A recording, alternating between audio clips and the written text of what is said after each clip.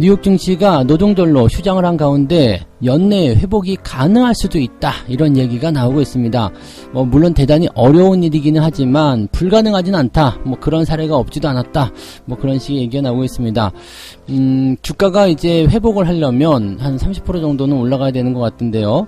자, 이게 과연 연내에 지금 남은 시간이 얼마 안 되거든요. 그러니까 올해 안에 이것이 회복이 가능하다? 자, 그렇게 되려면 어떤 조건들이 있어야 되는지, 또 어떤 상황에 현재 시점이 놓여 있는지 알아보도록 하겠습니다. 환율이 금융위기 이후로 처음이다라는 얘기가 나오고 있습니다. 1370원이 돌파가 되면서 이제 거기에 따라서 수혜를 받는 것들도 좀 있을 수 있고요. 또 손해를 받는 기업들도 있을 수 있습니다. 특히 자동차 같은 종목군들이 이제 환율에 따른 지금 수혜를 지금 잘 보고 있다, 이런 얘기가 나오면서 주가가 좀 좋은 흐름을 보이고 있는데, 자, 이 환율에 대한 부분들은 과연 계속 이렇게 될 것인가, 계속 이렇게 고환율이 유지될 것인가, 무엇이 다른가, 이런 부분에 대한 것들을 조금 알아보도록 하겠습니다. 러시아가 유럽행 가스 공급을 중단시키겠다, 이런 얘기를 했습니다. 유럽행 가스 공급을 중단한다, 이렇게 된다라면은 이제 겨울이 찾아오고 있는데 러시아가 완전히 가스 공급 중단한다, 이렇게 되면 큰일이 되겠죠. 여기서 독일 지수가 크게 하락을 하게 되면서 변동폭을 키우는 모습이었는데, 러시아의 가스 공급 중단에 대한 그런 이야기들, 어떠한 내용들이 있는지 자세하게 알아보도록 하겠습니다.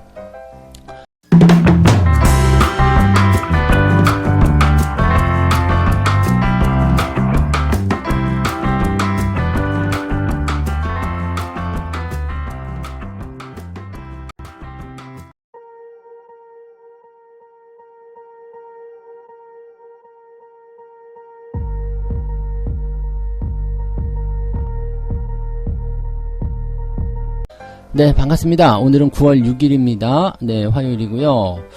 명절을 앞두고 있기 때문에 굉장히 이제 약간 증시가 좀 들떠있다라고 봐야 되나요? 네, 들쑥날쑥한 그런 모습입니다. 조금 올랐다 싶으면 갖다 또 바로 때려버리고, 때렸다 싶으면 또 밑에서 받아주고, 이런 형태의 모습이라서 어느 한쪽으로 방향을 딱 결정하지 못한 상태에서 움직이고 있다고 생각하시면 될 것 같습니다.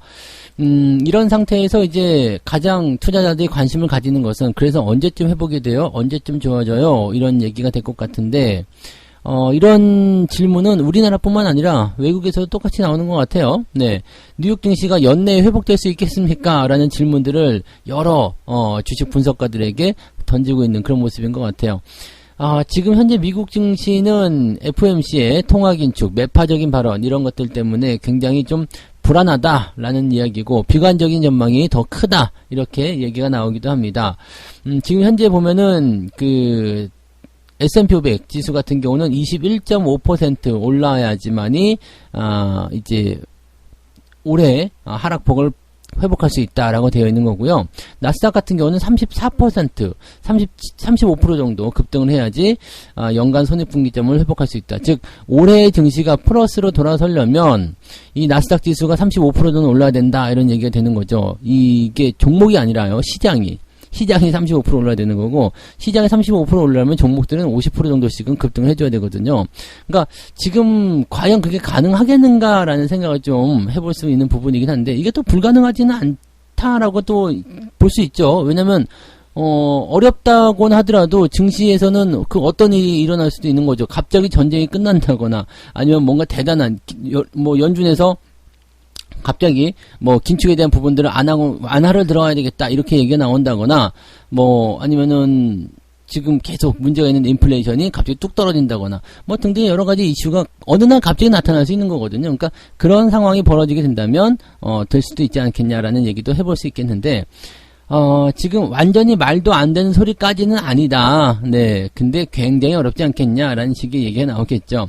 월스트리트 저널의 칼럼니스트 마크 헐버트라는 이름이 되게 웃긴다, 그죠? 헐벗고 있는 것 같잖아요. 그래서 하여튼 마크 헐버트가, 네, 이름 웃겨버렸어요. 네, 마크 헐버트가 이렇게 진단했다라고 합니다. 말도 안 되는 소리까지는 아니에요. 가능도 할 수 있죠, 라는 건데, 가능도 할 수 있죠, 라는 겁니다.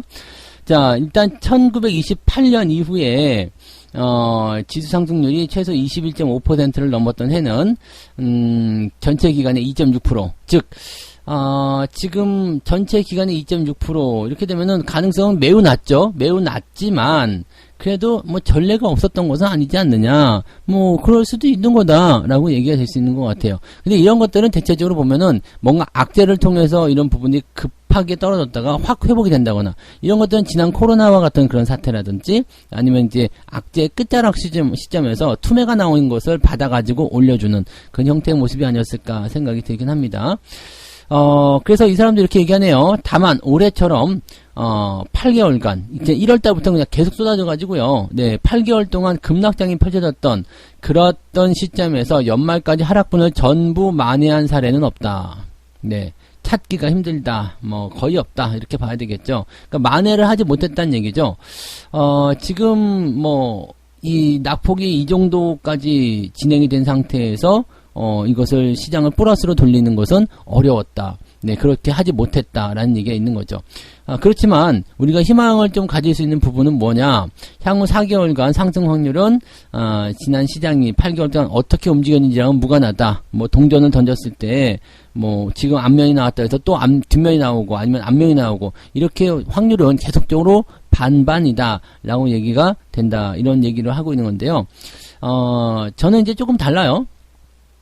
지금 이 헐버트 같은 경우는 뭐 시장을 일단은 완전히 되돌리는 거, 즉 올해의 지수를 플러스로 만드는 그쪽에 집중을 해서 지금 이야기를 하고 있기 때문에 이게 어렵다라고 얘기하지만 우리는 거기까지 볼 필요가 없어요. 네, 당장은 바닥을 잡아주고요. 바닥에서 어느 정도 성의 표시만 주면 되거든요. 지금 우리나라 지수 친다면 3,300포인트에서 떨어져가지고 2,400까지 내려왔어요. 지금 가장 중요한 것은 2,700포인트를 돌파하는 부분이고요. 2,700 이후에 상승 추세를 타게 되면 3,000포인트까지 간다. 지수는 거기까지만 올라가도 여러분들 계좌는 바로 플러스로 넘어가게 됩니다. 왜냐하면 여러분들이 지금 시장이 뚝뚝뚝뚝뚝 떨어져 내려올 때 우리가 버텨가지고 뭐 계좌가 뭐 30% 이상 박살나신 분들은 아직은 없을 거 아니에요. 그죠? 뭐 그 정도까지 6월달에 30%까지 갔다고 하더라도 지금쯤이면은 20%대 초중반 또는 뭐 10%대 안쪽으로 들어가신 분들 많이 계실 테고요.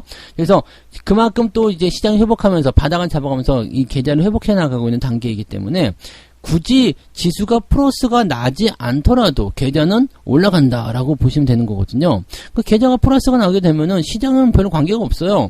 내 계좌가 일단은 플러스로 진행될 수 있겠느냐, 이게 중요한 거죠. 요거는 시장이 원상복귀 되는 것보다 훨씬 더 쉽습니다. 그래서 이런 상승 흐름을 타게 되는지 여부와 그 다음에 어느 정도까지 상승할 수 있는지, 올해는 그냥 우리 증시는 3,000포인트까지만 상승해도 여러분들 계좌가 플러스로 넘어가서 아주 그냥 룰루랄라 잔치를 하게 되는 상황이 벌어질 수 있습니다. 그러니까 지금 시장에 대한 전체적인 어떤 전망을 회복이 어려울 것 같아, 너무 힘들 것 같아 라는 것에 초점 맞추지 마세요. 지금 시장에서 제일 중요한 것은 거기까지 올라갈 수 있겠는가. 자, 지금의 이 바닥 국면, 즉 8개월 동안 하락한 부분들을 이제 끊어내고 회복을 하는 그런 단계로 들어가서 이제 상승 추세로 전환될 수 있겠는가. 그것이 올해 안에 가능하겠는가. 거기에 초점이 있는 겁니다. 올라가기만 한다면요. 뭐 그리고 올해 안에 회복 안 되면 어때요? 1월 달에 하면 어떻습니까? 2월 달에 하면 어때요? 3월 달에 하면 어떻습니까? 아무 문제 없는 거잖아요. 올라가기만 하면 되는 거고 지금보다 상황이 계속적으로 좋아지기만 하면 된다는 이야기가 되는 거죠. 그러니까 이 기간을 짧게 정해놓고 올해는 안 돼, 이번 달은 안 될 것 같아, 이제는 안 될 것 같아, 이런 식으로 생각하게 되면 이게 끝이 없거든요. 하지만 중요하게 생각해야 되는 것은 지금 좋아지고 있느냐, 과거보다 나아지고 있느냐, 이 부분입니다. 자, 분명한 것은 1월달에서 8월달까지 떨어졌었던 그 시점보다 지금이 낫습니다. 상승으로 전환될 수 있는 가능성도 충분히 있고요. 회복에 대한 가능성도 충분히 열려 있습니다. 그리고 악재에 대한 부분들도 이제 뭐 올해 이번 달에 있는 거죠. 이 FOMC와 그 다음에 다음 주에 있을 이제 CPI, 날짜는 어쨌든 지나가게 되어 있어요. CPI 지표가 발표가 되고 나면 또는 FOMC가 결정되고 나면 어떻게 진행이 될 것인지, 거기에 대한 부분들을 가지고서 우리가 살펴보실 내용이 있다는 얘기가 되는 거죠. 그러니까 시장에 대한 걱정 너무 하지 마시고요. 뭐 당장은 어려울 수도 있어요. 뭐 10월달 안에, 뭐 9월달 안에 뭐 3,000포인트 도달을 시켜놔라 그러면은 어렵지. 그거 불가능할 수 있어요. 하지만 결과적으로 그쪽 방향을 향해서 이렇게 어떤 흐름을 만들어가기 시작했다라면 그러면 느긋하게 기다려주기만 하면 되는 겁니다. 그리고 종목들 정비만 잘 해주시면 그 다음부터는 무난하게 편안하게 여러분들이 전부 다 수익 계좌로 들어가실 수 있다라고 생각하시면 되는 거죠. 자, 이거는 시장의 어떤 전체적인 주기나 이런 포인트를 보게 되면 쉬워요. 자, 시장은 내려갔다 올라갔다, 내려갔다 올라갔다. 그런 주기를 단 한 번도 거스른 적이 없다. 내려갔으면 당연히 올라가게 되어 있습니다. 그 부분만 잘 기억해 주시고 느긋하게 투자를 하시기 바랍니다. 자, 연내 회복 가능하겠는가? 이 질문에 대해서는 그럴 수도 있고 아닐 수도 있지만 그것은 중요하지 않다. 이게 중요하겠습니다. 회복 가능성이 아니라 회복을 하는 모습을 보여줄 수 있는가? 이 부분에 대해서 질문이 들어갔어야 되는 거고, 그 질문에 대해서는 가능합니다 라고 얘기를 해드릴 수가 있겠죠. 네. 자, 두 번째 이야기 넘어갈게요. 네, 환율이 금융위기 이후에 첫 번째 1370원을 돌파했다. 왜 금융위기 때와 비교를 하는지 모르겠지만, 네, 아무튼 1370원 돌파했다. 물론 이제 그때 수치가 이제 금융위기 때 2009년 3월이었던가요? 네. 그때가 이제, 1390원? 네, 1390원, 1400원 그 정도 됐던 것 같은데, 네. 여기 써있네요. 2009년 4월 1일, 1391원, 4월이군요. 요때에 이제, 1390원, 1370원이 넘게 나타났다. 근데 이건 신고가가 나올 때는요, 항상 이게, 그렇습니다. 뭐, 과거의 수치를 계속 대비하거나 뭐 지나가면 또 이제 기록이 또 세워지는 거잖아요. 그러니까 뭐 그런 부분에서 뭐 특별한 건 아니고요. 13년 5개월 만에 처음이다. 대단해 보이죠. 엄청나 보이죠. 근데 그렇게 엄청날 것도 없어요. 네. 뭐 그럴 수도 있는 거지. 14년 아니라 20년 만에 30년 만에 나타나는 어떤 환율의 상승이다. 그래서 뭐 어쩌라고. 이렇게 되는 거가 되는 거거든요. 자, 근데 중요한 거는 그 당시에는 왜 환율이 그렇게 많이 올랐는가? 여기에 주목해야 돼요. 몇 원까지 올랐느냐? 네. 환율이 얼마까지 올랐느냐 이것은 중요하지 않습니다. 네, 중요하지 않아요. 뭐가 중요하냐? 왜 그렇게 올랐느냐? 그리고 그때는 어떤 상황이었느냐? 이것을 파악하는 것이 중요하다는 이야기입니다. 그리고 금융당국이 또는 이제 정부에서 이렇게 관심을 가지고 있느냐, 또 여기에 대한 해결책이 있느냐, 이게 중요한 거지. 얼마까지 올라갔고, 뭐, 1,400원 되든, 1,500원 되든, 그건 나하고 중요한 게 아니야. 그건 중요한 게 아닙니다. 그냥 단순 수치에 불과하잖아요. 왜 거기까지 올라갔을까? 왜 그런 상황이 되었을까? 그때는 무엇이 만들어지는 것인가? 이런 것에 대한 대비를 하셔야 된다는 얘기죠. 자, 그래서 그 내용들 살펴보니까, 과거에는 외환 보유고가 부족했었던 문제가 있었고 대외 채무 이런 것들에 대한 비율 등이 주요 문제였다. 즉 국가 채무의 안전성이 문제였던 것이다 라고 얘기를 하고 있습니다. 그러니까 금융위기 때나 뭐 IMF 때나 이럴 때 환율이 높았을 때 살펴보게 되면 이제 외부에서 이제 차입한 자금들 즉 달러빚이라고 달러빚. 옛날에는 그런 말 썼죠. 내가 달러빚을 내서라도 뭐 돈을 해줄게 뭐 이런 얘기 했었잖아요. 이 달러빚이라는 게 그런 거예요. 환율이 높아짐에 따라서 부담감을 막 주는 그런 형태라고 보시면 되는 건데 대외 채무가 높다 그러면 환율이 높을 때는 나가는 돈이 많기 때문에 부담이 될 수밖에 없어요. 여기다가 외환 보유고까지 부족하게 된다면 방어가 될 수가 없는 상태가 되는 거죠. 이렇게 돼서 문제가 커졌던 거고 그래서 그때의 포지션을 시스템 리스크 네, 시스템, 국가 시스템에 대한 어떤 그 부분들이 문제였다라고 얘기를 하는 부분이고요. 지금은 이제 수익성이 훼손되는 그런 단계다라고 얘기를 하고 있다고 합니다. 그러니까 이 강달러 현상에 대한 부분에 다른 애들이 이제 치이는 그런 형태의 모습이라고 생각하시면 되는 거고요. 가장 큰 차이점이 뭐냐면 이제 CDS 프리미엄, 이 신용 부도 스와프, 그러니까 뭐 부도날 확률이라고 보시면 돼요. 국가가 부도날 확률이 얼마나 높겠느냐 이 부분에 대한 건데 이거는 전혀 움직이지 않고 있다. 전혀 걱정할 거 없어, 망할 염려 없어요. 이 나라는 끄떡 없어요.라고 얘기해주는 부분이고요. 그 다음에 지금은 이제 그 대외 채무 비율이 높은 것이 옛날에 있었던 부분이었다면 지금은 네, 외환 보유액 대비 단기 대외 채무 비율은 그다지 높지 않다. 네, 외환 보유액이 오히려 많다. 그럼 열받으면 다 갚아버릴게. 이렇게 그 정도까지 아니겠지만, 네, 그렇게 그 정도의 어떤 외환 보유액을 가지고 있어요. 지금 세계에서 9번째, 10번째 손가락 안에 들어가고 있죠. 그래서 돈이 많은, 네, 달러를 많이 보유하고 있는 국가다라고 되어 있습니다. 그래서 통화스와프 등 같은 경우도 같이 진행하고 있기 때문에. 지금 생각했던 것보다 우리가 가용할 수 있는 달러 현금은 많습니다. 그래서 점차적으로 이제 지금 그 금융당국이 미세하게 자꾸 개입을 해주고 있는 모습이에요. 그래서 환율에 대한 부분도 자꾸 조정해주는 모습이고요. 더 많이 올라간다면 더 많이 개입을 하게 될 겁니다. 그래서 그 부분을 꼭 눌러주는 그런 형태로 좀 가게 될 것 같긴 합니다. 지금 뭐 외환 보유액이 문제다, 아니면은 이제 뭐 달러가 더 이제 뭐 환율 올라가면 우리가 이제 달러가 없어서 큰일 난다라고 생각하시는 분들은 그렇게 생각하지 않으셔도 됩니다. 네, 이게 그 보유고가 많은 국가들의 어떤 기준에 비해서는 네, 상당히 아직까지 리스크는 적은 상황이다라고 보시면 됩니다. 옛날에 이제 과거 사례를 자꾸 들 수도 있어요. 그렇게 뭐 안일하게 생각하다가 망하는 거 아니냐 이렇게 생각하실지 모르겠지만 지금 눈에 보이는 것으로는 네, 특별하게 환율에 대해서 문제를 삼을 필요는 없을 것 같습니다. 자, 환율이 이렇게 되다 보니까 뭐 이제 특이한 상황이 발생한 게 있어요. 미국에서 강달러가 일어났잖아요. 즉, 그 사람들은 이제 강달러라면은 환율이 낮아지는 상황이잖아요.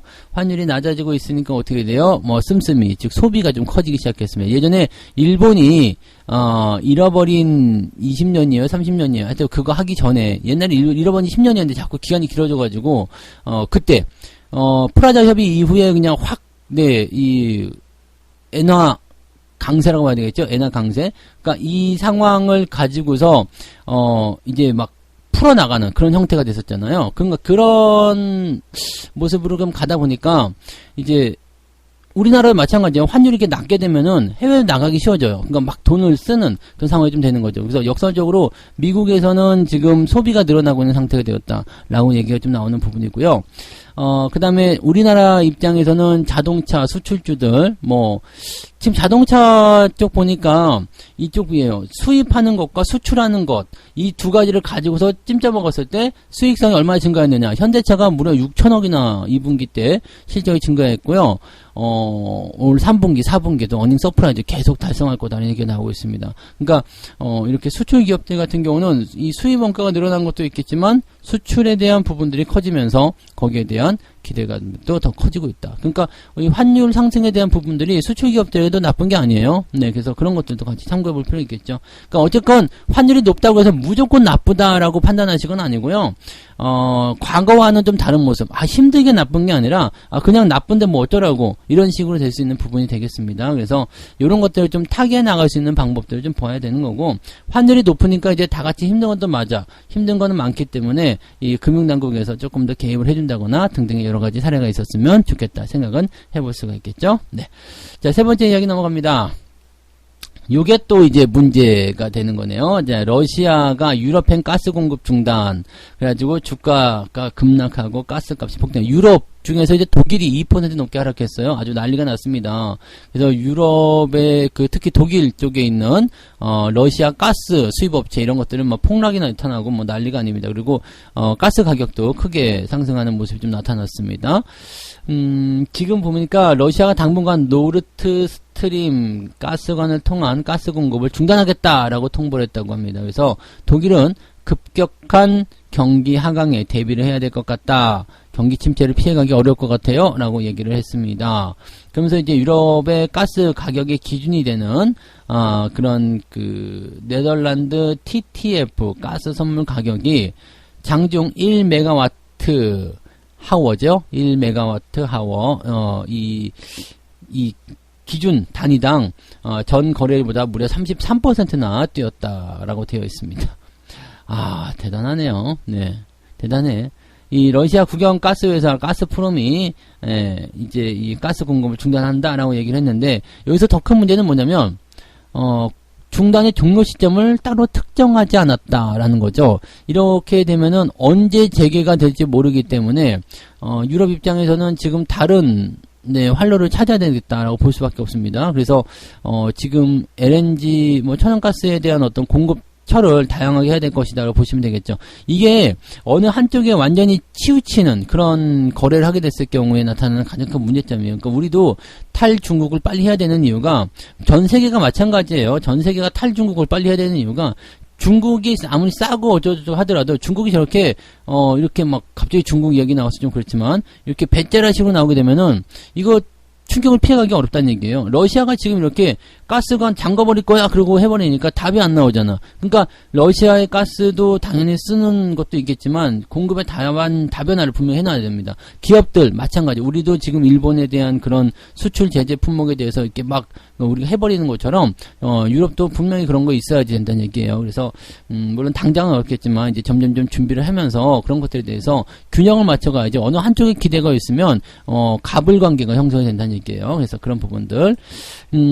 가스프롬은 이제 그 가스 공급 재개를 7시간 앞두고서 누출이다. 네. 그러면서 가스 공급을 완전히 중단한다. 이렇게 발표를 했답니다. 정비를 진행하겠다라고 해가지고 뭐 그렇게 됐었고, 예전에 이제 계속 저런 게 있었죠. 가스관의 그 공급량을 이제 40%, 그 다음에 20% 이렇게 점점점 줄였다가 이제 완전히 잠가버린 거예요. 네, 그렇게 잠가버린 건데, 좀, 이게 자원 가지고, 먹을 거 가지고 이렇게 하는 거잖아. 너 이렇게 하면 밥 안 준다? 이건 똑같은 거거든요. 그러니까 아주 치사한 거고 아주 좀, 네, 참 그런 거 보면은, 물론 이제 뭐 유럽도, 몰라. 지금 뭐 누가 잘된 건지 모르겠어요. 전쟁하는 놈들은 다 나쁜 놈들이니까. 사실은 그게 다 그런 거 아닙니까? 러시아가 뭐 잘한 것도 아니고, 뭐 그렇다고 유럽이 뭐 부추겨가지고 한 거, 그냥 우크라이나만 불쌍한 거고, 막 이런 식으로 얘기가 나오는 거잖아요. 그러니까, 누가 잘했다, 잘못했다 떠나가지고, 저런 식으로 이제 하는 건 좀 애매한, 그런 거죠. 이거 먼저 미국에서 먼저 걸긴 걸었죠. 네, 서방 제재 국가에, 그런 서방 국가의 제재를 네 이제 가하겠다. 그래가지고 러시아의 어떤 포인트를 막으니까 러시아도 자원 가지고 싸워보겠다. 니들 한번 덤벼봐라. 그러니까 지금 유럽만 완전히 세대서가 된 거잖아요. 이 미국 같은 경우는 지금 전쟁에 불씨만 살려놓고 나서 지들이 뭐 하고 있어요? 뒤로 막 팔아먹고 있으니까 손해볼 게 없죠. 그러니까 이게 어떻게 보면은 미국의 장난에 놀아난 것인지 아니면 러시아와 미국의 합작품에 유럽이 놀아난 것인지 모르겠어요. 유럽은 어쨌든 자기들은 고통을 쓸데없이 받아들이고 있는 모습인 것 같아요. 이거 빨리 평화적으로 좀 해석을 하거나 뭐 그렇게 돼야 되겠죠. 네, 그리고 러시아도 뭐 오해가 있으면 풀고 뭐 그렇게 해야 되지 않겠습니까? 전격적으로 뭐 회담을 해서 뭐 풀든가 해야지. 이렇게까지 하면은 일반 사람들이 고통을 받게 되기 때문에 이런 이념적인 문제에서는 절대적으로 이렇게 하면 안 되겠죠. 네. 뭐 근데 어쨌든 지금 이게 나온 부분이고요. 이 주요 7개국 G7 재무장관이 러시아산 원유와 석유 제품에 대한 가격 상한제를 긴급하게 시행하기로 했다. 여기에 대한 보복이잖아요. 여기에 대한 보복이지. 그러니까 보복 조치를 취하게 되니까 어떻게 돼요? 그러니까 또 충격이 오는 거야. 근데 그 충격을 고스란히 누가 받냐면 유럽이 받는 거예요. 유럽이 가장 충격을 받는 거고, 그리고 그 외적으로도 이제 뭐 우리나라든 아니면 뭐 이제 가스 가격 올라가니까 또 인플레이션 또 애매해질 수 있잖아요. 그러니까 이런 식으로 충격을 대체를 받게 되는 겁니다. 그러니까 이걸 빨리 깨달아야 될 텐데, 네. 아무튼 이 전체적인 큰 판이 어떤 식으로 흘러가고 있는지 뭐 그 사람들의 생각은 다 알 수는 없겠습니다만 이 증시를 보고 있는 입장에서는 굉장히 답답할 수밖에 없겠죠. 이렇게 되면 유럽 자체가요 지난 그 금융위기 때처럼 가라앉아 버릴 수가 있어요. 경기가 확 주저앉을 수가 있어서 좀 주의가 좀 필요한 상황이기도 하겠습니다. 그래서 이 부분은 어떻게 해결할 것인지 대책 뭐 이게 만약에 미국이 작전이나 해가서 미국이 우리가 천연가스 다 대줄게 이런 식으로 해가지고 뭐 한다. 뭐 가격을 올려서라도 이렇게 쓰겠다라고 한다라면 뭐 그렇게 해결 방안이 있으면 별 문제가 없는데 해결 방안이 없다 그러면은 이것은 문제가 심각해질 수 있는 거죠. 아무런 대책 없이 일을 저지른 그런 상황이 될 수도 있다 보시면 되겠습니다. 그래서 요거는 약간 문제점이 좀 있겠고 우리나라 증시 쪽으로 보게 되면은 에너지 관련주들이 또 오늘 요동을 칠 수 있는 가능성이 있겠죠. 네, 갑자기 나온 이야기니까 이런 부분들이 네, 이제 에너지 관련 종목군들에게 도움을 줄 수 있다. 어쨌든 주가는 좀 올라가면 네. 그쪽은 그쪽이 알아서 해결할 얘기니까 우리 쪽은 주가가 올라가면 좋은 일이지 않겠습니까? 네. 주가가 올라간다기보다도 그냥 해당 종목이 올라가는 쪽으로 우리가 해석을 하셔야 될 것 같네요. 네. 자, 이렇게 해서 오늘 세 가지 이야기 전달을 해드렸습니다. 뉴욕 증시가 연내 회복 가능성이 있겠는가? 제가 보기에는, 네, 연내에 플러스가 나기는 좀 어려워 보입니다. 네. 하지만, 뭐, 가능성이 없진 않으니까, 네, 그런 걸 보시면 되겠고, 완전한 것을 회복시킨다기 보다도, 그냥 어느 정도의 상승 기조를 타는 것이 그것만 보여줘도 된다. 성의만 보여줘도 된다. 그 정도까지만 해도 충분하다라고 일단은 말씀을 드릴 수 있겠습니다. 환율이 금융위기 이후에 처음으로 1370원 돌파해서 위기감이다라고 얘기 나오는데, 그냥 꼭 무조건 위기만은 아니고요. 또 그때와는 지금이 상황이 많이 다르다는 거, 체력적인 부분, 조건적인 부분 다 다르다는 것과 그다음에 수혜가 되는 기업들과 피해가 되는 기업들 골고루 섞여 있다는 것도 잘 한번 생각해 보시고요. 우리는 수출형 기업들이기 때문에 대기업들이 대체적으로 실적이 개선이 될 수 있는 효과도 볼 수 있다는 걸 참고하시면 되겠고요. 자, 러시아의 유럽행 가스 공급 중단 이 소식이 전해지면서 아주 유럽이 난리가 났습니다. 네, 주가가 막 주저앉고 경기 침체에 대비해야 된다 뭐 이렇게 얘기가 나오고 있는데 참 어느 누구의 작품이고 누구의 음모이고 뭐 누구의 어떤 그 이해관계에 얽힌 부분일 수도 있겠습니다만 참 이런 것들은 안 그랬으면 좋겠는데 자꾸 그렇게 하네요. 러시아 치사하기도 하고 유럽 애들이 놀아나는 것도 참 한심해 보이기도 하고 미국은 얄밉기도 하고 뭐 이런 상황이긴 합니다. 자, 그래서 그 어느 한쪽에 의존하는 그런 그것들을 좀 빨리 제거했으면 좋겠다 이런 생각을 좀 해봤는데 어쨌건 여기에 대한 영향은 국내 증시 출렁거릴 수 있겠죠. 네, 그래서 약간 부담감 그 다음에 대신에 에너지 관련주들의 움직임들은 좋을 수 있다. 네, 이렇게 판단하시면 되겠습니다. 시장이 워낙에 재료가 복잡스럽고 막 들쭉날쭉 해가지고 네, 거시기 하지만 그래도 여러분들 잘 체크하시고 잘 해서 꼭 성공 투자를 이어가셨으면 좋겠습니다. 뭐 부담을 많이 가지실 필요 없고요. 네, 여유 있게 네, 투자도 잘 하셨으면 좋겠습니다. 책 한 꼭지 네, 읽어드리도록 하겠습니다. 어떤 개별 주식에 대한 자신의 투자 의견을 결정한 이후에 너무 지나치게 앞서서 뛰어들지 말아라. 기다리면서 매수하게 될 확정적인 신호가 나타날 때까지는 주식의 움직임을 잘 관찰해야 될 것이다. 자, 이건 뭐냐면 서두르지 말라는 얘기예요. 네, 지금이야, 바로 이때야, 뭐 그런 거 있잖아요. 듣자마자 그냥 바로 튀어나가는 그런 것보다도 네, 조금 더 천천히 살펴보고 주변을 다 확인한 다음에 그 다음에 대응해라 이런 얘기가 되는 겁니다. 그 부분 참고하시면 되겠네요. 자, 오늘 여기까지 이야기 해드리고요. 자, 오늘도 화이팅 해주시기 바랍니다. 오늘도 잘 되실 거라 믿어보고요. 시장의 흔들림에 너무 민감하게 반응하지 마시고요. 그냥 조금 꾹 누르면서 네, 시간 이렇게 관망해 주시는 전략을 취해 주시면 큰 문제 없을 거예요. 네, 자, 저는 장윤시황에서 다시 올게요. 고맙습니다.